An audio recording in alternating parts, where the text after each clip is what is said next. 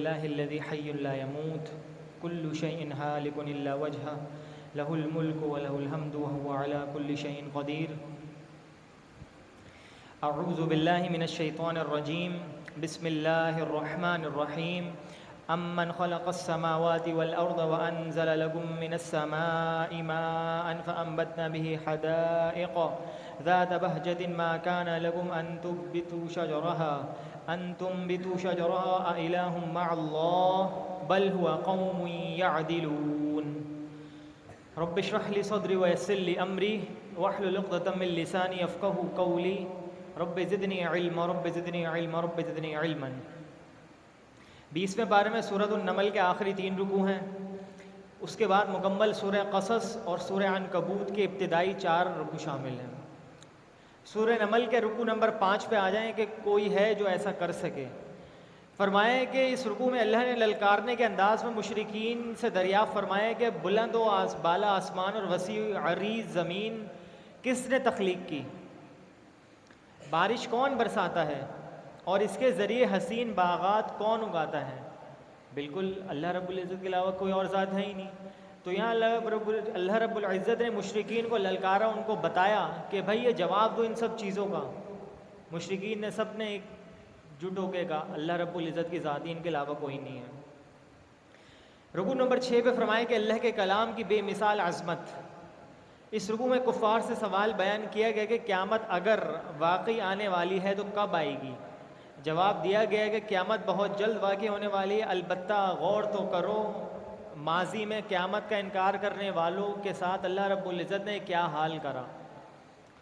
کیونکہ نبی اکرم صلی اللہ علیہ وسلم کی بہت سی ایسی احادیث میں ملتا ہے. آپ نے فرمایا لا یؤمن احدکم کہ تم میں سے کوئی مومن نہیں ہو سکتا، اور فرمایا کہ جو شخص اللہ اور روز قیامت پر یقین رکھتا ہے. تو پتہ یہ چلتا ہے ہمیں کہ اللہ کے بعد اگر ایمان ہے تو کس چیز پر ہے؟ روز قیامت پر، آخرت کے دن پر. کیونکہ آخرت کا جو دن ہے وہی اٹل اور آخری دن ہے، فیصلے کا دن وہی کہلاتا ہے. فرمایا کہ اللہ تو لوگوں پر بہت رحم کرنے والا ہے لیکن لوگوں کی اکثریت ناشکری کرتے ہیں. مومنوں کے لیے دنیا و آخرت میں رحمت اور ہدایت کے حصول کا ذریعہ صرف اور صرف کیا ہے؟ قرآن مجید ہے. اور اس کتاب میں ان کے معاملات زندگی کی پوری وضاحت موجود ہے، پوری کی پوری.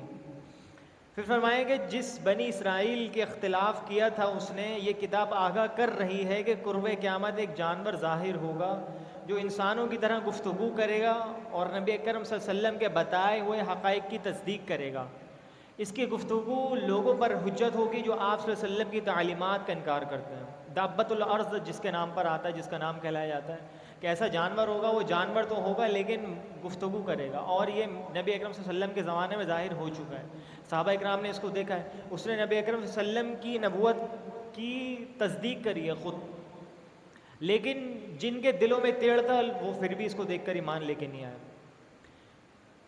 تو اب یہاں پہ اب یہ بھی ایک معجزہ تھا اللہ رب العزت کی طرف سے، یہ بھی ایک اللہ کی طرف سے نشانی تھی. جو مشرکین کہتے تھے کہ بار بار اللہ رب العزت سے اور اس کے نبی سے سوال کرتے تھے کہ آپ اگر سچے نبی ہیں تو اللہ کا معجزہ دکھائیں، اللہ کی کوئی نشانی دکھائیں. تو فرمایا کہ جو زمین و آسمان یہ سب چیزیں ہیں اتنا بڑا جو انسان اللہ نے بنا دی، اس سے بڑی اور کیا نشانی ہوگی اللہ رب العزت کی. رکوع نمبر 7 میں فرمایا جیسا عمل ویسا انجام. اب اس رکوع میں آگاہ کیا گیا کہ روز قیامت اللہ دین کی تعلیمات جھٹلانے والوں سے دریافت فرمائیں گے کہ تم نے کیوں میری واضح آمد آنے کے بعد، آیات کو آنے کے بعد جھٹلا دیا.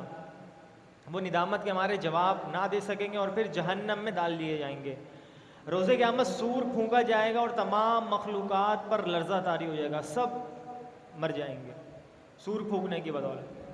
وہ سب اللہ کی بارگاہ میں عاجزی کے ساتھ حاضر ہوں گے. جو انسان نیکی لے کر آئے گا اس کو 10 گنا اجر بڑھ کے ملے گا.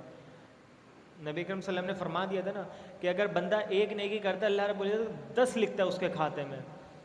کتنی بڑی اللہ رب العزت کی طرف سے رحمت ہے. اور اگر ایک گناہ کرے گا تو وہ صرف اور صرف ایک ہی لکھا جائے گا. اور آپ یہاں پہ دیکھیں نبی کریم صلی اللہ علیہ وسلم کی احادیث سے ہمیں یہ بھی پتہ چلتا ہے کہ اگر بندہ صرف نیکی کا ارادہ بھی کرتا ہے تو اللہ رب العزت وہ لکھوا دیتا ہے اس کے کھاتے کے اندر کہ میرے بندے نے ارادہ کرے لکھ دو، بھلے سے کری ہے یا نہیں کری ہے. ایک تو یہ بات یہاں پہ زیادتی کتنی اللہ کی طرف سے، اور دوسری طرف جب آئیں ہم دیکھتے ہیں کہ نبی صلی اللہ علیہ وسلم نے فرمایا جب بندہ گناہ کا ارادہ کرتا ہے جب تک اس کو کر نہیں لیتا فرشتے لکھتے نہیں ہیں اس کو۔ یہاں پہ اللہ کا رحم دیکھیں، اس کی ستاری کی چادر دیکھیں، وہ اپنے بندے پر ڈھانپنا چاہتا ہے اپنے بندے کو کہ میرا بندہ گناہ سے بچ جائے، اتنا مشکل بنا دیا گناہ کو۔ لیکن آج بالکل اس کے برعکس ہوتا ہے، اپوزٹ ہوتا ہے، الٹ ہوتا ہے۔ ہم نے نیکیوں کو کرنا بہت مشکل بنا دیا اور گناہوں کو کرنا بہت آسان بنا دیا۔ اللہ ہم سب کو محفوظ رکھے۔ سورۃ القصص یہاں پہ شروع ہوتی ہے۔ اب یہاں پہ حضرت موسیٰ علیہ السلام کی ایمان افروز داستان ہے۔ اس سورۃ القصص جو ہے، قصص قصے کی جمع ہے، بہت سارے قصے آ جاتے ہیں اس میں انبیاء علیہم السلام کے۔ رکوع نمبر 1 پہ فرمایا کہ اللہ نے دشمن کو محافظ بنا دیا۔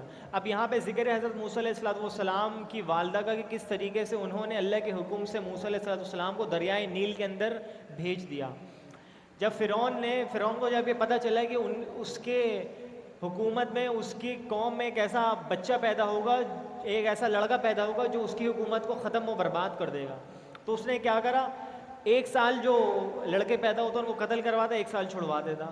تو موسیٰ علیہ السلام اس سال پیدا ہوا جب قتل والا سال تھا، تو ان کی والدہ بھی پریشان ہوئی۔ مشہور واقعہ ہم نے علماء سے سنا ہوا ہے، جب ان کی والدہ پریشان ہوئی اللہ نے موسیٰ علیہ السلام کی والدہ کی طرف وحی کری، تو انہوں نے کیا کرا، ایک صندوق میں ڈال کر موسیٰ علیہ السلام کو دریا میں بہا دیا۔ اب وہ بہتے ان کی جو بہن تھی اس کے ساتھ چلنی تھی، ظاہر سی بات ہے ماں تھی، ماں کا ایک محبت ہوتی ہے، ممتا ہوتی ہے اولاد کے ساتھ، اور وہ بھی نو مولود اولاد۔ جیسی دریا میں بہایا وہ تیرتی تیرتا صندوق فرعون کے محل کے سامنے پہنچ گیا، وہاں جا کے رک گیا۔ اس کی بیوی تھی آسیہ سلام اللہ علیہا، جنتی خاتون تھی، وہ ایمان لے کر آ گئی تھی موسیٰ علیہ السلام پر۔ تو جیسے ہی انہوں نے دیکھا، انہوں نے جب صندوق کو کھولا تو بڑا ہی خوبصورت چہرہ، خوبصورت بچہ سامنے آیا نکل کے، ان کے دل میں اس کی محبت جاگ گئی۔ اب آپ دیکھیں کس طریقے سے اللہ رب العزت نے فرعون کے گھر میں ہی موسیٰ علیہ السلام کی پرورش کروائی، اور فرعون کو موسیٰ علیہ السلام کے ہاتھوں ہی قتل کروایا۔ اب یہ واقعہ لمبا ہے بالکل کہ کس طریقے سے فرعون نے اس کو اپنے گھر پہ لے کے وہیں پرورش پائی۔ رکوع نمبر 2 پہ فرمایا کہ حضرت موسیٰ علیہ السلام مدین میں۔ اب اس رکوع میں بیان ہوا کہ حضرت موسیٰ علیہ السلام بلوغت کی عمر کو پہنچے تو اللہ نے انہیں علم و حکمت کی دولت عطا فرمائی۔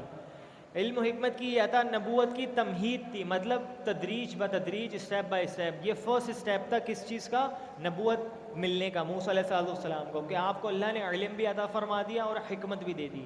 اور قرآن کے اندر آتے وَمَن يُؤْتِ الْحِكْمَةَ فَقَدْ أُوتِيَ خَيْرًا كَثِيرًا، کہ جس شخص کو حکمت دے دی گئی تو گویا کہ اس کو خیر کثیر مل گیا۔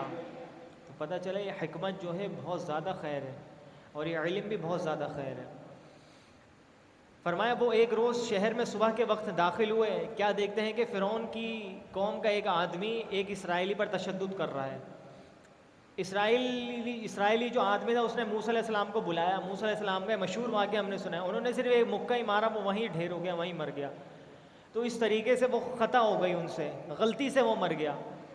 فرعون کو پتہ چلا، اس نے طلب کرا، پھر وہاں سے وہ نکل گئے تھے، موسیٰ علیہ السلام وہاں سے فرار ہو گئے، بھاگ گئے تھے، کہاں سے، اس بستی سے، مدین سے۔